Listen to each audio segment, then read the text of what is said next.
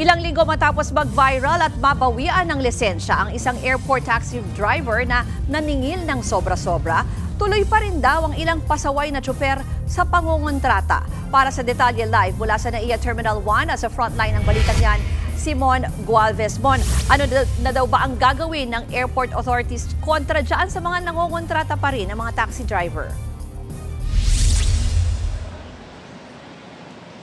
Yes, Ruth, hindi pa nga rin nagpapaawat yung ilang pasaway na taxi driver na hindi lang basta namimili at nangungontrata ng mga kawawang pasahero kundi overcharging pa kung maningil. Ito ang patuloy na ino-operate ng mga otoridad dito sa paligid at mga terminal sa NAIA. Kuha sa mga amateur video ang pangungontrata ng mga taxi drivers na isasakay nilang pasahero. Marami dyan, hindi na gumagamit ng metro at agad na memresyo. Ang isang lilipat lamang mula Terminal 1 papuntang Terminal 3, instant 300 pesos ang singil. Habang ang ilan, aabot sa 700 piso ang hinihinging bayad. May iba naman, may makakakunsyaba pang spotter na maghahatid sa pasahero kung saan may mga taxing pwedeng masakyan.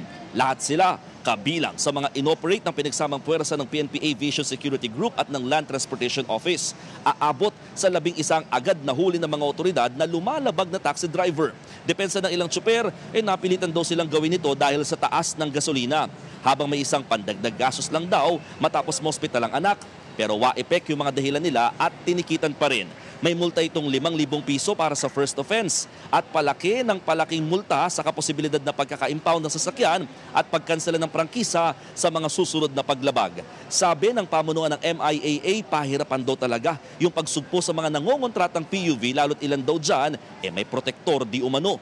Hindi rin daw kasi tinutuloy ng mga biktima ang reklamo kaya wala namang napapanagot.